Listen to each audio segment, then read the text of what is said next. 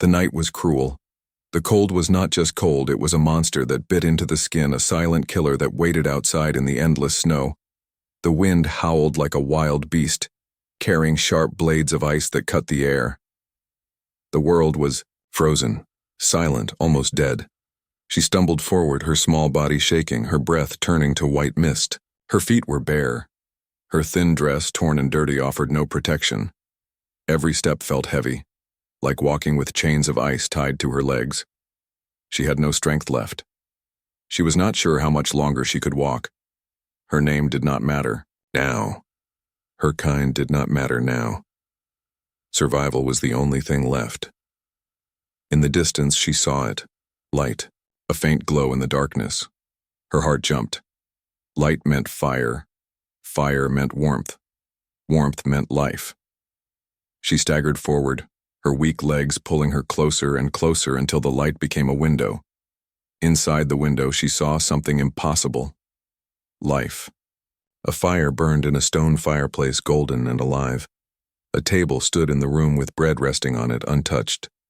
There was movement inside. Someone lived there. A human.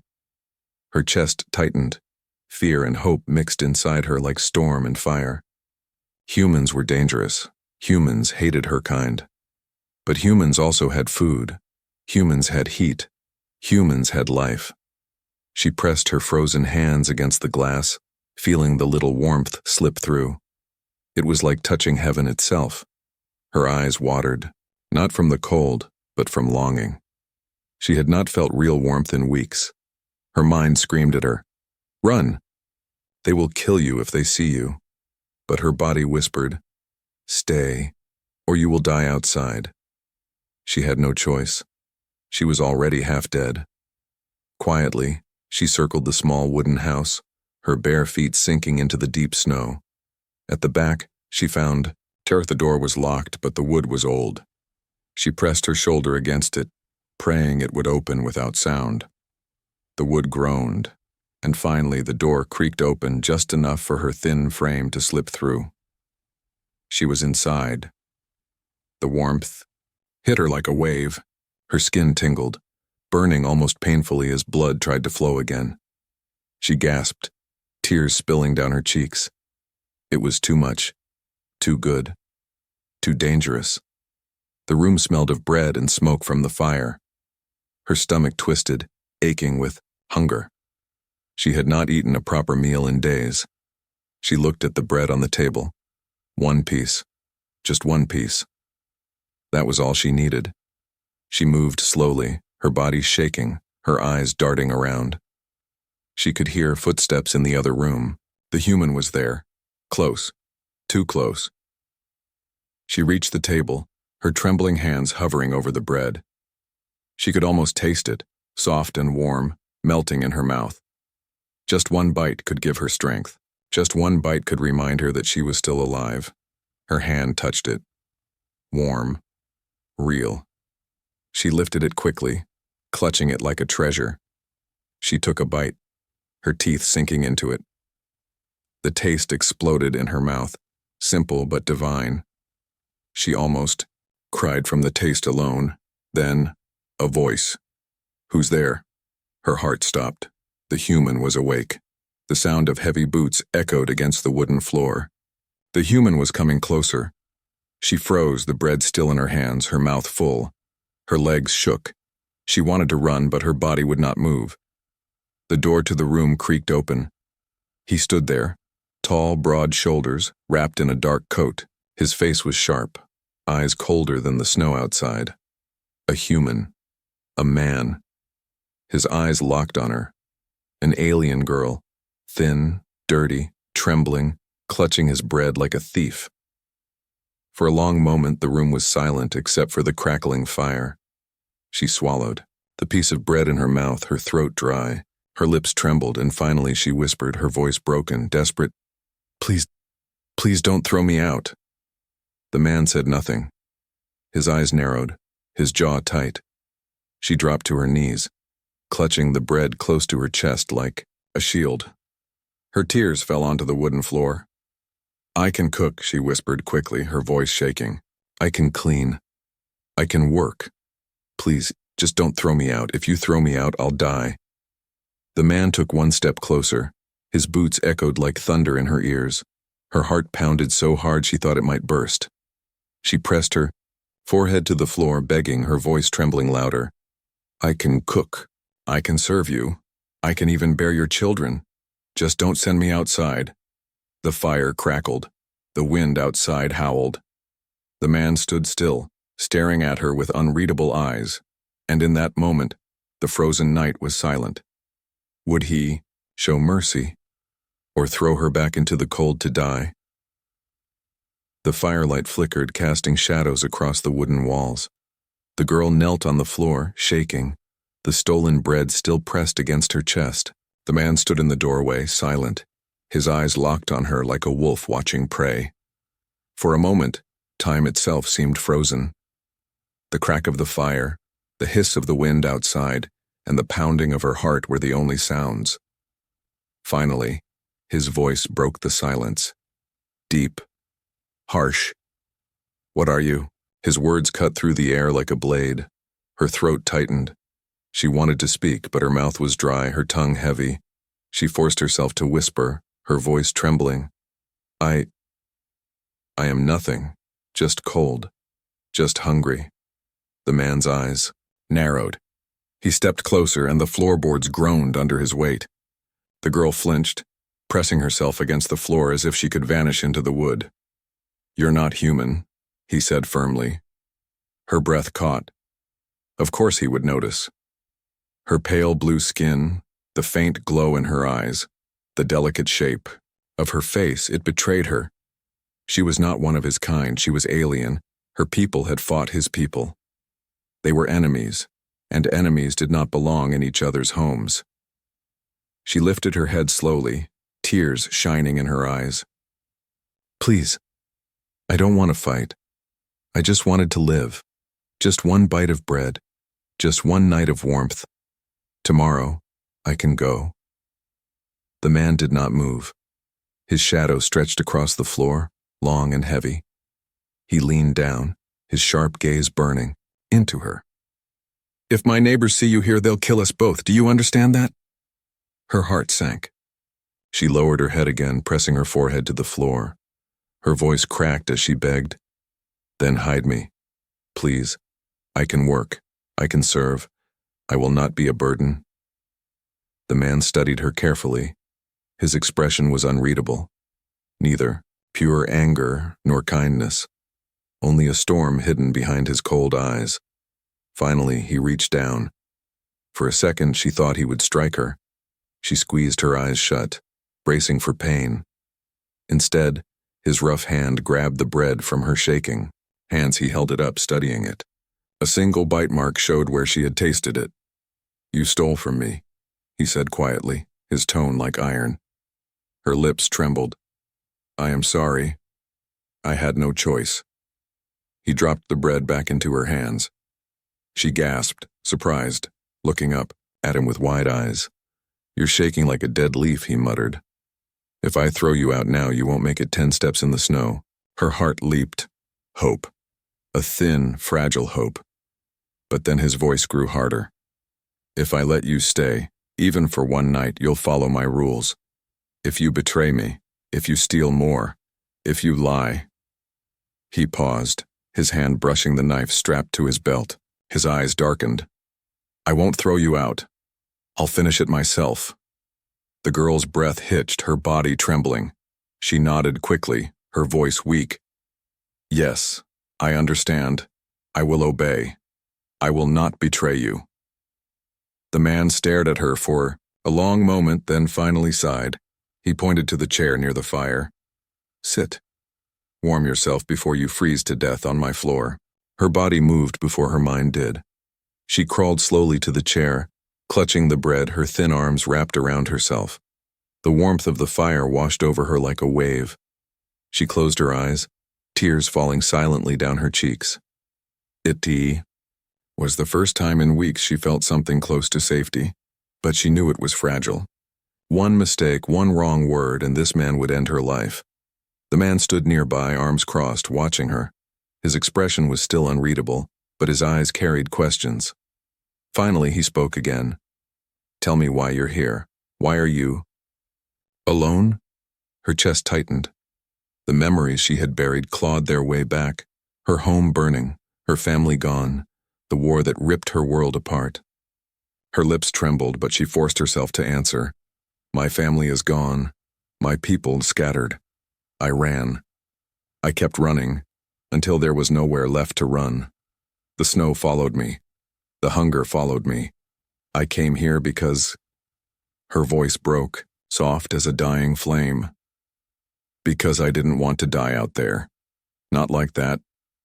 Not frozen and forgotten." The man's jaw clenched. He looked away for the first time, his eyes fixed on the fire. He did not speak for a long time. The crackle of the flames filled the silence. At last he said quietly, almost to himself, "You shouldn't be here. You don't belong here." Her heart dropped. She gripped the bread tighter, her tears falling faster. "Then let me belong," she whispered desperately. "Even for one night, let me prove myself." The man turned back to her, his eyes hard once more. "Prove yourself? How?" Her lips parted. She hesitated, then said quickly, "I can cook, I can clean, I can work. I can do anything you ask, just don't throw me out." His gaze lingered on her, heavy and unreadable. Then without a word he turned and walked toward the kitchen. Her heart pounded as she waited, afraid he had left to bring a weapon. Instead he returned holding a small bag of vegetables. He dropped them on the table in front of her. "Cook," he said. "If you want to stay alive tonight, show me you can cook." The girl stared at the food with wide eyes. Her hands shook. This was her test, her only chance. She swallowed hard, then slowly stood. The fire crackled. The man watched. And the night grew deeper, silent, waiting for the outcome of her desperate gamble. The firelight danced across the wooden walls, throwing shadows that seemed alive. The girl stood at the table, the small bag of vegetables in front of her. Her thin fingers trembled as she opened it, her eyes flicking nervously toward the man. He stood with arms crossed, leaning against the wall, his sharp gaze locked on her. He was silent, but his silence felt heavier than words. She swallowed hard, whispering to herself, "Don't fail. If you fail, he'll throw you out." Her hands shook as she washed the vegetables in a small basin of water. The cold made her clumsy, but she forced herself to keep moving. She peeled, chopped, and stirred, her every action filled with fear. The man never looked away. Finally, she placed the pot over the fire and added what little spices she could find. The smell began to rise, faint but warm. Her stomach growled, but she ignored it. This was not for her. This was her chance to live. Minutes stretched into hours in her mind. The silence was unbearable. Every time the fire popped, she flinched. When the food was ready, she poured it into a wooden bowl and set it on the table. Her head lowered, her voice soft. "It is ready." The man pushed himself away from the wall and walked slowly toward her. Each step echoed like a warning. He took the bowl, sat down, and lifted the spoon. The girl held her breath. He tasted it. For a moment, nothing. His face revealed nothing. His eyes stayed cold, his mouth unreadable. He ate another spoonful. Then another. The girl's heart pounded so loud she could barely hear the crackle of the fire. Finally, he set the bowl down. His gaze rose to meet hers. "It's not terrible," he said flatly. Her knees weakened with relief. Her lips trembled as she whispered, "Thank you." But his eyes sharpened. "Don't thank me yet." She froze. The man leaned forward, his voice low and serious. "You came into my home uninvited. You are not just a stranger. You are an enemy. My people bled because of yours. I should throw you into the snow or worse." Her heart sank. Her chest tightened like iron bands were crushing it. She fell to her knees, clutching the hem of his coat. "Please, I am not like them. I don't want war. I don't want blood. I only want to live." Her tears dripped onto the wooden floor. "I can work for you," she cried desperately. I can cook. I can clean. I can serve. I will do anything. Anything you ask. I will not be a burden. Please don't send me away." The man's jaw tightened. He pulled his coat from her grip, his eyes narrowing. "Anything?" he asked coldly. Her breath caught. Her hands shook, but she nodded. "Anything." He stared at her for a long, heavy moment. The firelight flickered across his sharp features, making him look like stone. Finally, he stood and paced slowly around her, his boots heavy against the floor. "Why should I believe you?" he asked. "Aliens lie. They promise peace and bring ruin. I've seen it." She turned, following his steps with wide, frightened eyes. "I am not them. I am only one girl. I have nothing left. I swear on my life, I will not betray you." His steps stopped behind her. She felt the weight of his presence at her back, the heat of his breath. "Swear it again," he demanded. She pressed her forehead to the floor. Her voice shook but grew louder.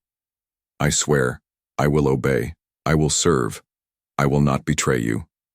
The silence stretched. Then his voice came low and dangerous. "If you break your word, I will not hesitate. Do you understand?"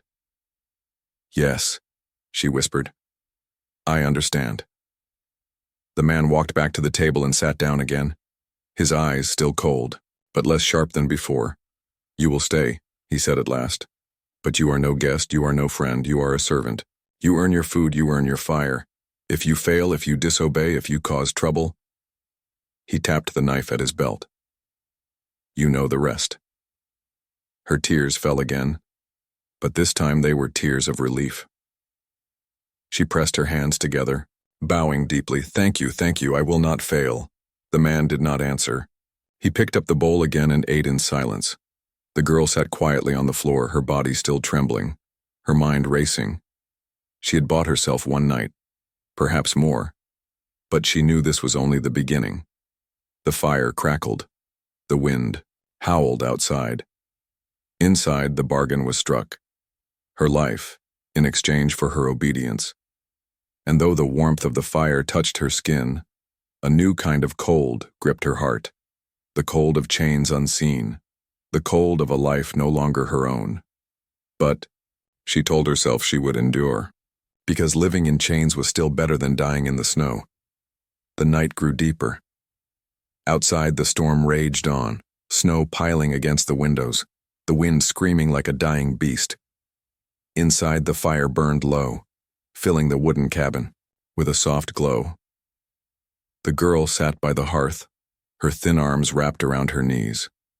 Her eyes stayed low, never daring to meet the man's gaze for too long. She had sworn obedience. She had begged for life. And now she waited to see if her words were enough. The man finished his meal in silence. He set the empty bowl down, wiped his mouth with the back of his hand, and stood. His shadow stretched tall across the room, swallowing the firelight. "Stand up," he ordered. Her body jolted at his voice. She scrambled to her feet, her legs shaking. He studied her, his eyes sharp and unreadable. "You say you can work. You say you can serve. Prove it." Her lips parted. I cooked for you already." He stepped closer, his voice low and firm. "That was nothing. Anyone can boil vegetables. If you want to stay here, you'll show me more. You'll show me that keeping you alive is worth the risk." Her stomach twisted. Fear churned inside her chest. She nodded quickly. "Yes, I will prove it. Tell me what to do." The man turned and walked to a small wooden chest near the wall. He opened it and pulled out a bundle of dirty clothes, stiff from work in the cold. He dropped them at her feet. "Wash them. Properly. If they're not clean, you sleep outside tonight." Her heart skipped. She knelt at once, clutching the clothes in her trembling hands. "I'll do it.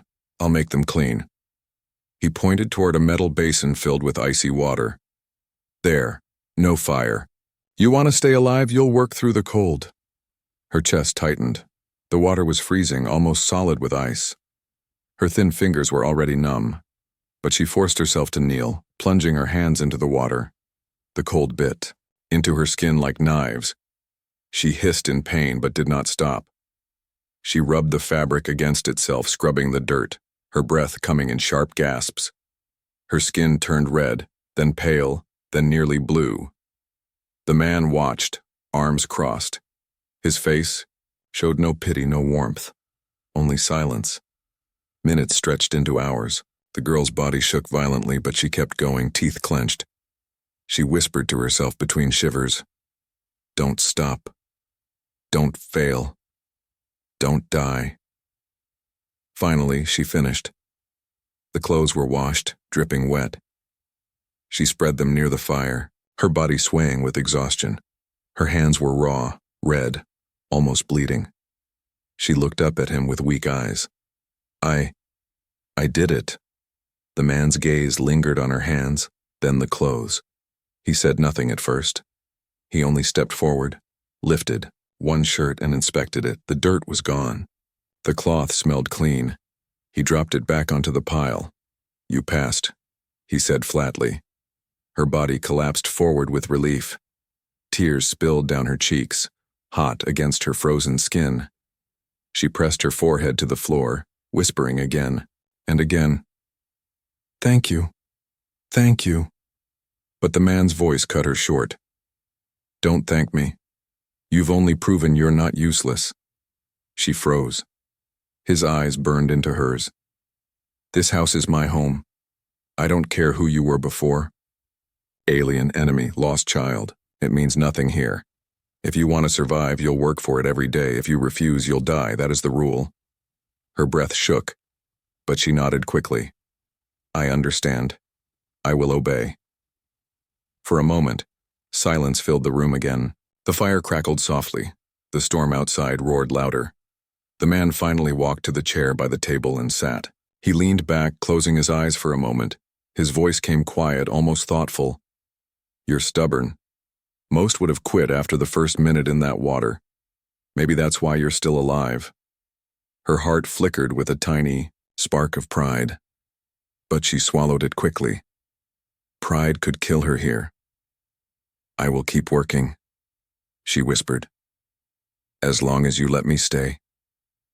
The man opened his eyes again, sharp and cold. "We'll see."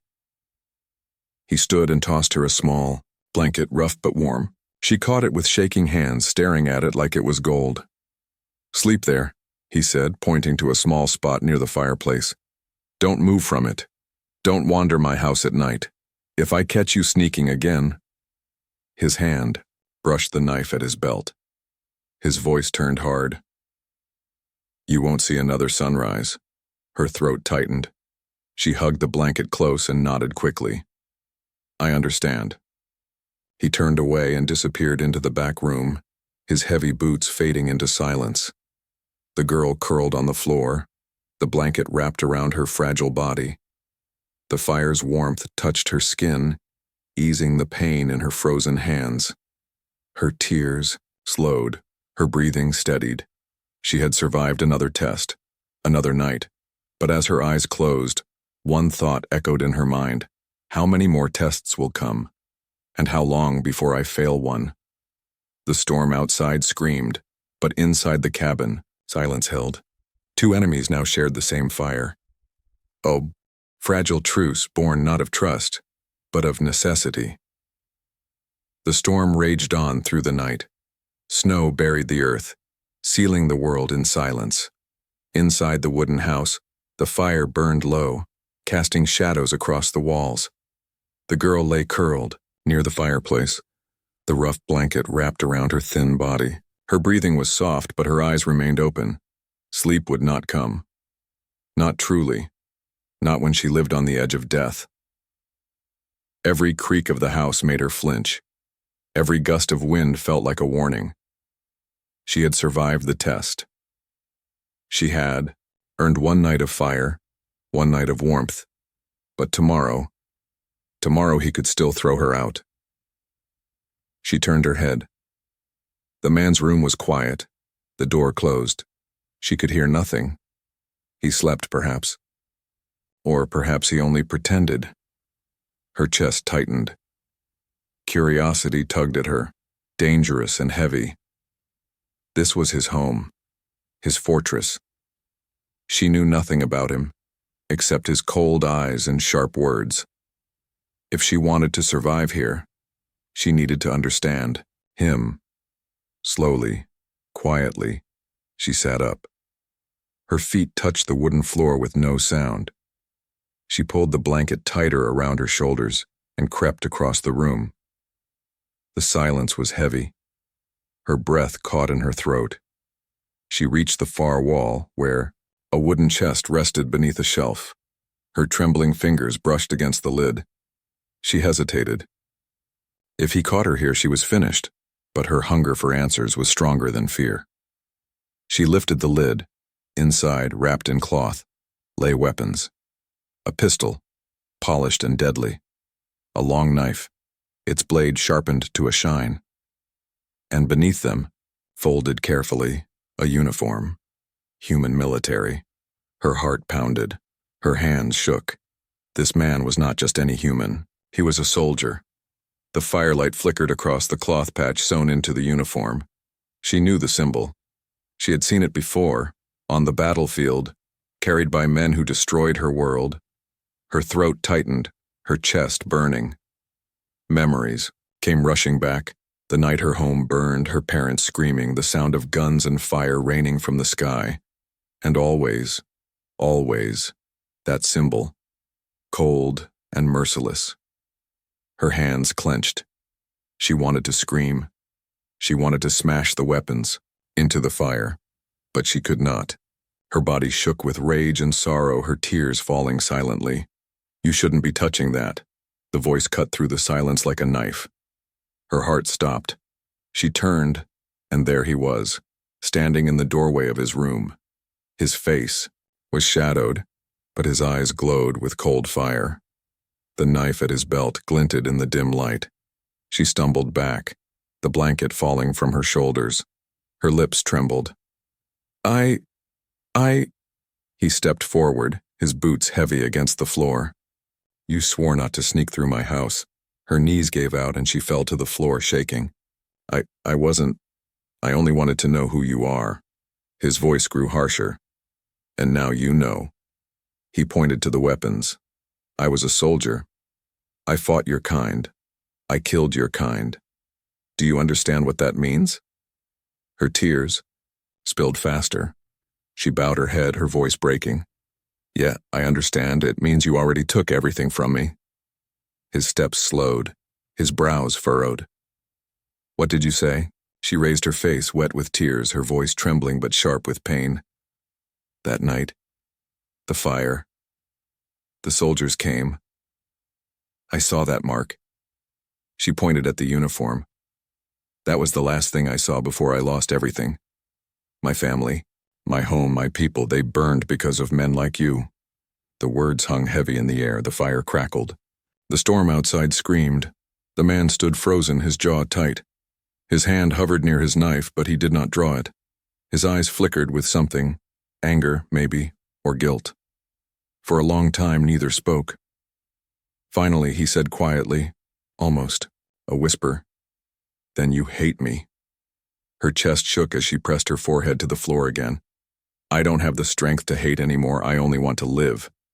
If you want to kill me now, do it. At least I will not freeze outside. Her words trembled, but they were honest. The man stared at her. His expression was unreadable, a storm hidden behind stone.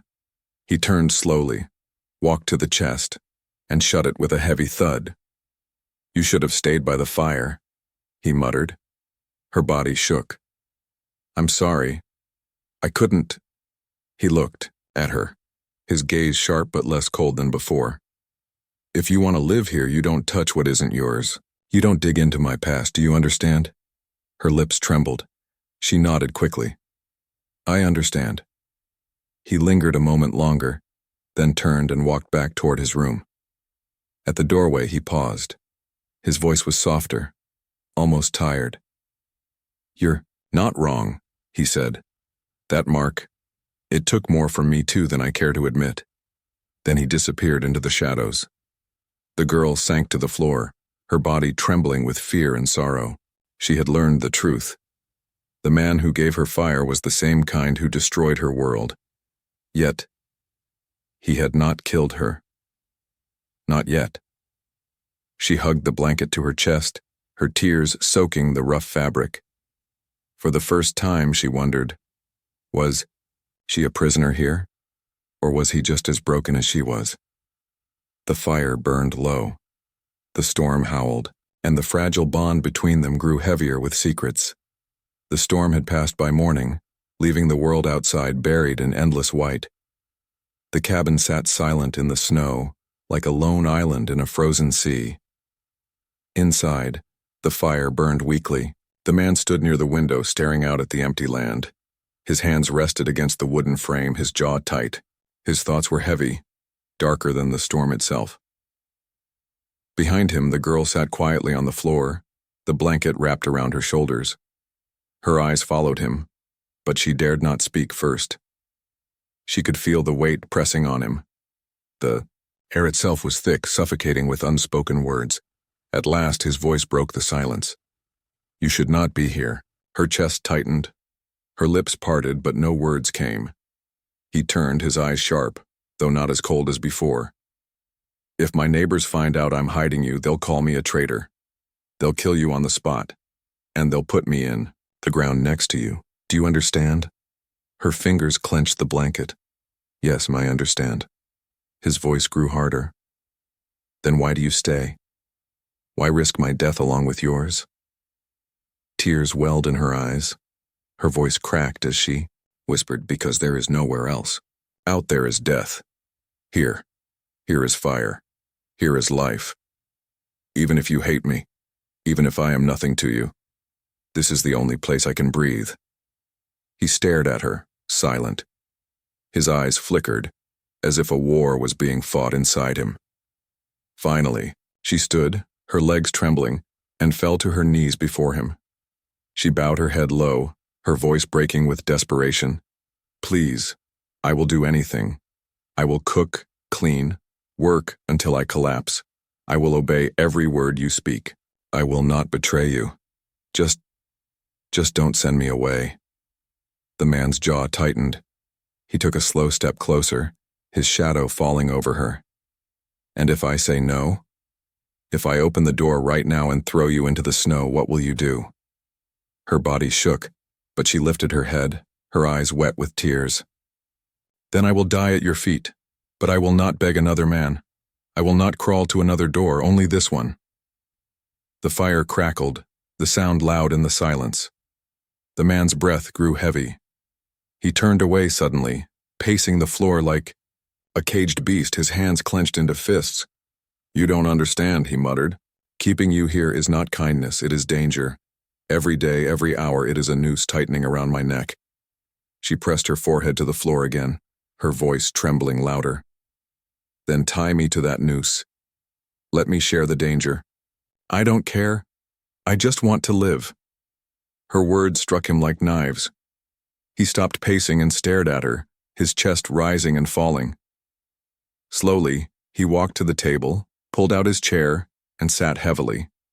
He covered his face with one hand, his other tapping against the wood. Minutes passed. She did not move. She stayed bowed, trembling, waiting for his judgment. At last he spoke. "You remind me of someone." Her breath caught. She lifted her head slightly, confused. He did not look at her.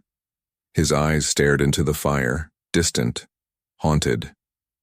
"Someone, I failed. Someone I could not save." Silence stretched again. The only sound was the soft hiss of the fire. Finally, his hand dropped from his face. His eyes turned to her, sharp once more, though softer than before. "You stay," he said. Her heart leaped. Tears spilled down her cheeks. "Thank you." "Don't thank me," he cut her off. His tone was iron. "This is not mercy. This is a warning. You stay because I allow it. You breathe because I allow it. If you give me a single reason, 1, 2, regret this choice, I will end it myself. She pressed her hands together, bowing deeply again. Yes, I understand. I will not fail you. He leaned back in his chair, his gaze still burning into her.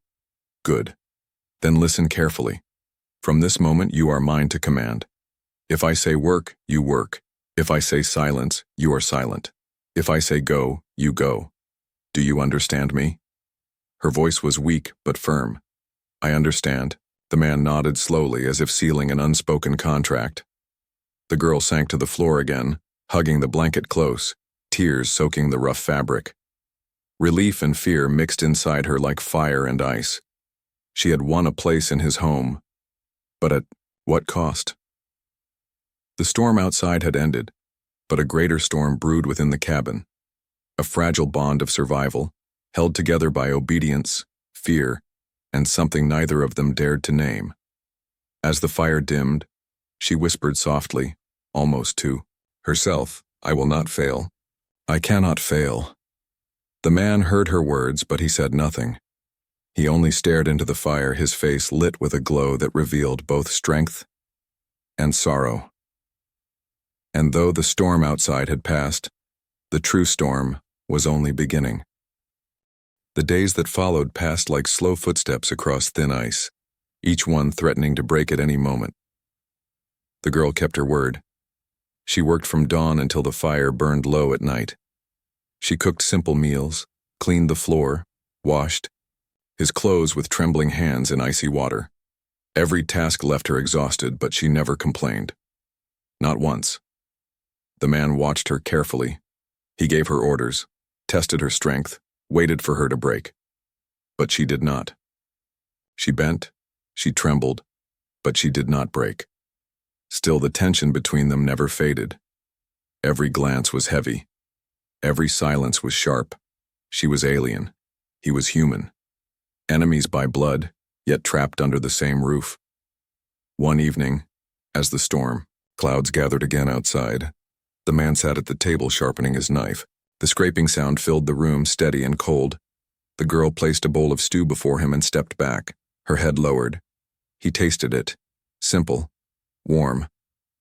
He ate in silence. She waited quietly, hands clasped together, her heart racing with every spoonful he took. Finally, he set the bowl down and looked at her. You've kept your word, he said. Her chest tightened. She dared to lift her head. His eyes were still sharp, but there was something else there now, something softer, hidden deep beneath the stone. You've worked. You've obeyed. You've not tried to run. Why? Her voice shook, but her answer was clear. Because I want to live. Because even if you hate me, even if you see me as nothing, this place is the only place I have left. The man leaned back in his chair, staring at her for a long moment. Then he set the knife down, the sound sharp against the table. You should hate me, he said quietly, for what my kind did to yours. Tears welled in her eyes. She shook her head slowly. Hate is heavy. Hate keeps you chained to the past. I am too tired to carry it anymore. The words struck him like a silent blow. His jaw tightened, but his eyes wavered. He looked away, staring into the fire. For the first time since she entered his home, the silence was not heavy with threat. It was heavy with something else, something fragile, uncertain. That night, when the storm outside broke and the wind howled like wolves, the girl lay near the fire with her blanket. She could not sleep. She kept remembering his words, his eyes. She sat up quietly and whispered, almost without meaning to, Thank you for letting me live. The man's voice came from the darkness of his room. Low. Rough. Don't thank me. Not yet. Her heart jumped. He was awake. Listening.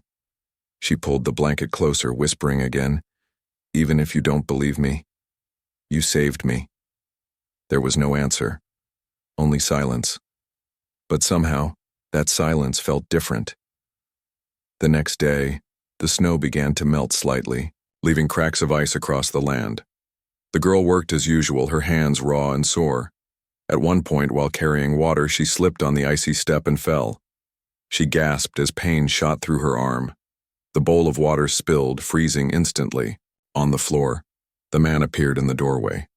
For a moment, she braced herself for his anger. Instead, he crouched down, lifting her by the shoulders. His rough hands checked her arm. "It's not broken," he muttered. Her eyes widened. His touch was firm, but careful, almost gentle. She whispered, Why are you helping me?" He looked at her, his eyes unreadable. "Because a dead servant is no use to me." But she saw it, the tiny flicker of something else behind his words. That evening, as the fire burned brighter against the storm outside, the girl sat quietly, stitching a tear in one of his shirts. Her fingers shook, but she worked carefully. The man watched her from his chair, silent, his knife untouched. Finally he spoke. "If anyone comes to this house, you hide. You do not speak. You do not show your face. If they find you here, it will be the end for both of us." Her head lowered. "I understand." His voice grew lower, heavier. "And if I tell them you are gone, you must trust me. Do you understand that?" She looked up, her eyes wide, searching his. "Yes, I trust you." The words hung in the air, fragile as glass. The man's jaw tightened.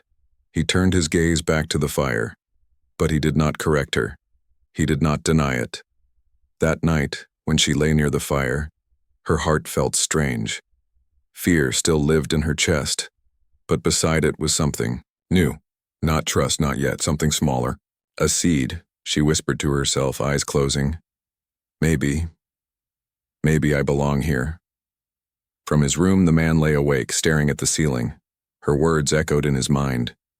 He closed his eyes, whispering into the darkness, words she would never hear. "Maybe you do." The fire crackled, the storm roared. Two enemies broken by war now shared warmth in the same house. Not friends, not yet, not lovers, not safe. But something had changed. A fragile bond had formed, forged in the freezing dark, a bond that might grow or shatter with the coming days.